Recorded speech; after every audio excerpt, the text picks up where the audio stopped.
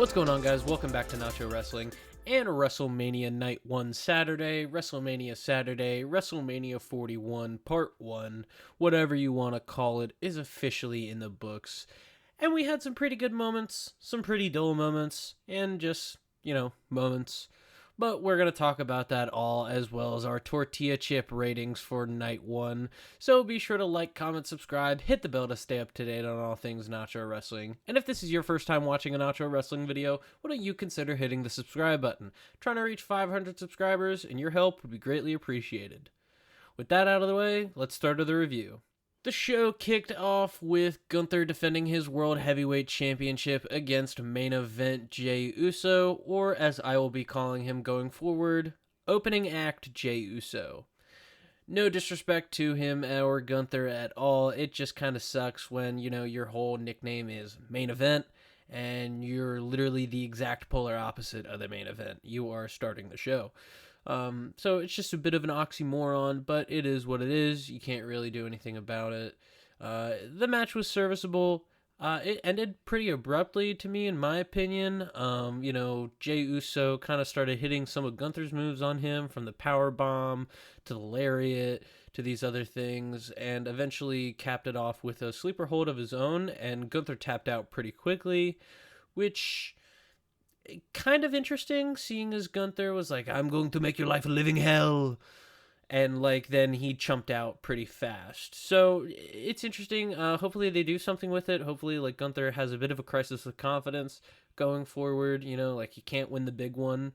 He lost to Cody, he lost to Sammy, now he lost to Jay. He cracks when the moment really matters. Hopefully that's a story they can do for him, because he's kind of been lacking genuine stories. But that rant aside, serviceable match, pretty great. Give me 3 tortilla chips on that one. Serviceable. Could it be better? Yes, obviously it could be better. But, to open the show, feel good moment. And Jay didn't really sit in it too long. We kind of moved on from it pretty quickly. So, yeah, 3 tortilla chips for me on that one. Next up, we had the World Tag Team titles. The War Raiders were defending their belts against the New Day, and just like the match before it, this one ended very abruptly. I'm a little confused as to how these first 2 matches kind of started and how they ended.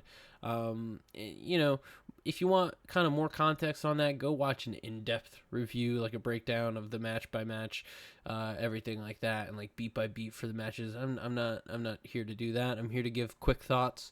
And this match was okay. They mentioned at the top that Woods was 0-6 at WrestleMania and Kofi was 2-13. So right then and there, I knew the New Day are winning, because they wouldn't mention how shitty their records are if they weren't foregone victors. And that's of course what happened. The New Day hit their daylight finisher on the War Raiders, and seemingly it felt like they snuck the pin on the War Raiders, because they grabbed those belts once they won and ran the hell out. Pretty interesting as to why they would do that. I'm wondering if maybe it'll be revealed that they cheated. Maybe I think it was Kofi that did the knee drop thing. Maybe Kofi had a loaded knee pad or something like that. I doubt they do something like that, but whatever. Good match. It happened. So 2.5 tortilla chips. I feel like these two could have done a lot better together. So yeah, like I said, 2.5 tortilla chips. I can't really give it anything more, honestly. Next up, we had Jade Cargill versus Naomi, and this match was really solid, really fun.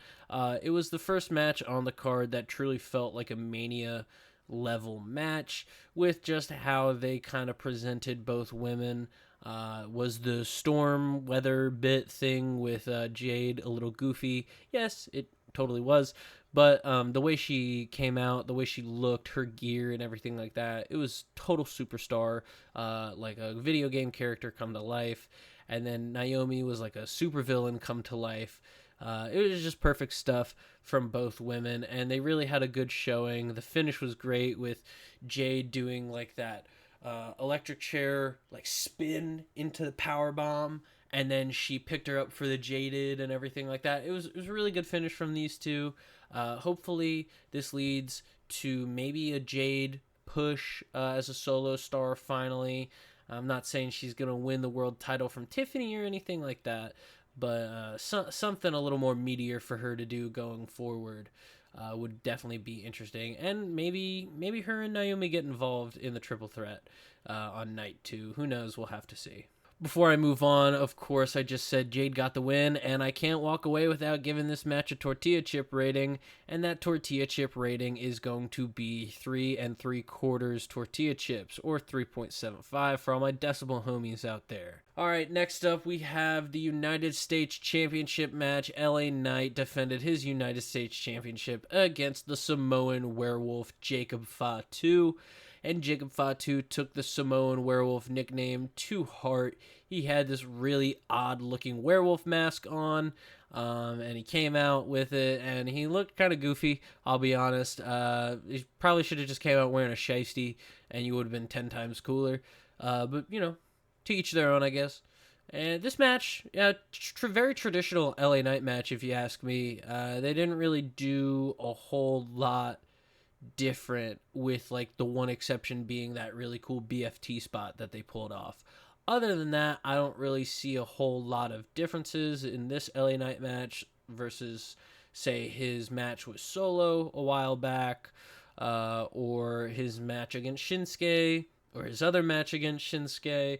I don't really see a whole lot of differences here. Obviously, it was Jacob Fatu, so it was a little more hard hitting, and the best moonsaults ever that he was hitting looked absolutely perfect, like they always do. And of course, he hit 2 of those to get the win, and Jacob Fatu became the new United States champion. Really good match. Not as good as Jade and Naomi, in my opinion, but just up there with them in terms of entertainment value and everything like that. 3.5 tortilla chips for me. Next up, we had El Grande Americano taking on the last-minute replacement for Rey Mysterio in Rey Fenix. I'm not going to spend too much time on this. It was serviceable. You get Chad Gable in there with someone like Rey Fenix. And obviously, those styles are going to mesh really well. The high-flying, fast-paced style of Lucha Libre of Rey Fenix, and then the hard-hitting, technical style of Chad Gable. They just meld well together, like peanut butter and jelly, like chocolate and peanut butter. Honestly, peanut butter and banana, peanut butter and pickles. Dude, peanut butter is fucking standard. That tirade aside on peanut butter, this match was really good and laid the inklings for the AAA WWE partnership, or I guess AAA ownership of... No, sorry. WWE ownership of AAA. If you didn't know, they announced on the pre-show that WWE has acquired AAA. Big fucking deal. Death of another promotion. Want, move on. Sadly, El Grande Americano would get the win here after using his loaded mask against Rey Fenix, who would go for a penalty kick and then sell the foot, get caught in an ankle lock, and then take take like a nasty headbutt or two, something like that. And that led to El Grande Americano getting the win. I'm sure this will lead to a actual Rey Mysterio versus El Grande Americano match down in the line. Just a matter of when and where, especially with now the fact that Rey Mysterio is not healthy to compete. Maybe they do Dragon Lee versus El Grande Americano. It'd be nice for you to do that. Get Dragon Lee some TV minutes, but, we can't all get what we want. That being said, I enjoyed this match. It happened. 3 tortilla chips. Moving on. Next up, we had the WWE Women's Title match, the penultimate match on the card. And of course, we had Charlotte Flair trying to vie for her 15th, I think that's right, 15th world title against Tiffany Stratton. And just like off rip, after watching this show completely through and then getting to this match, penultimate match, 6th match on the 7-match card, everything like that, was I a little tired? Obviously. But I do genuinely believe that this match was probably the best match on this card tonight. Just from a pure wrestling standpoint, these two really went out there and they had some good sequences together. and all this talk of, oh my God, Charlotte's going to shoot on Tiffany, or oh my God, Tiffany's going to shoot on Charlotte. I didn't really see anything that gave the impression of, oh my God, she's shooting on her. She's going legit. I didn't see any of that. You can correct me if I'm wrong on the comments on that. If you saw something that maybe looked like someone went into business for themselves, but that's neither here nor there. It was a really good match. I enjoyed it very much so. So that is why I'm going to give this 4 tortilla chips. I'm very glad that Tiffany Stratton won. I will be interested to see what they do with her going forward. Hopefully they kind of move Charlotte over, maybe to Raw. Oh, excuse me.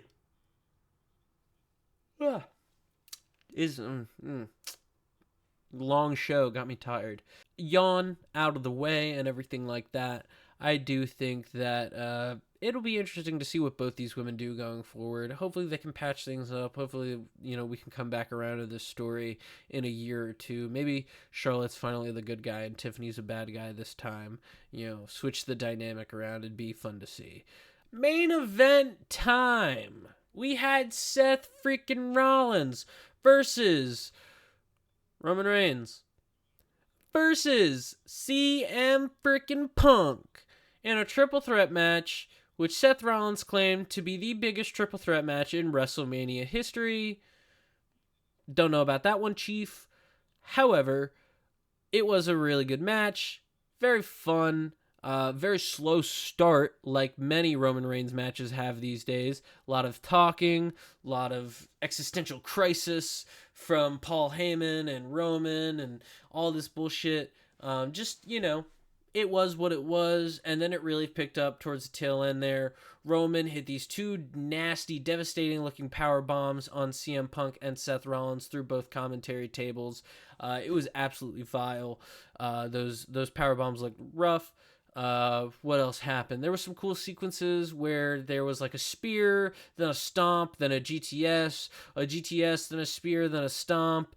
All these variations of their finishers, which, you could argue like that's all Roman matches are these days, and that's all Roman matches have been since the Brock Lesnar era.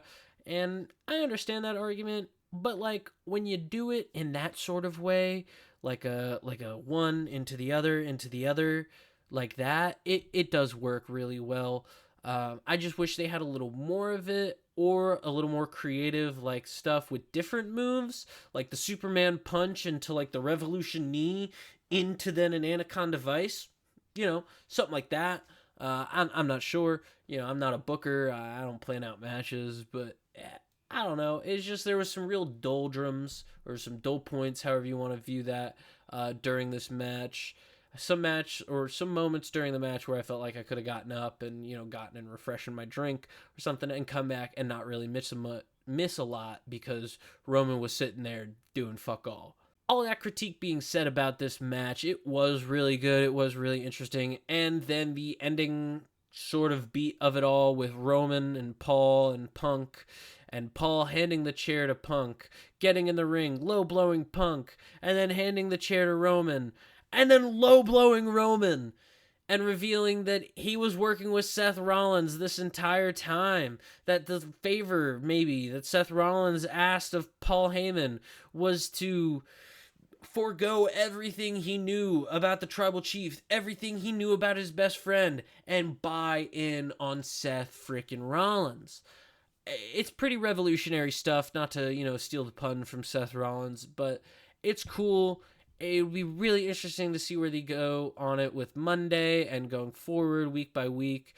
How does this work? Does Paul Heyman kind of take a back seat? Are we going to see him a little less? Because obviously Seth can handle his own when it comes to talking and everything like that. But maybe this new Seth, this heel Seth aligned with Paul, is going to not talk that much. Maybe he's going to have Paul do it for him. Who knows? But yeah, this overall match was really fun. The twist and turn at the end really elevated it for me. Give me 4.25 tortilla chips. Like I said, the doldrums of this really do drag it down a little bit, but you can't win them all. They can't all be perfect matches. So that's WrestleMania Night 1, folks. Let me know what you guys thought about it down in the comments below. Did you predict who everybody was going to win, or did you get every match wrong? You know, how'd you feel about it? How'd it compare to last night's night 1? How do you think it'll compare to night 2? Let me know about all this down in the comments below. Be sure to like, comment, subscribe, hit the bell to stay up to date on all things Nacho Wrestling, and I will see you guys next time.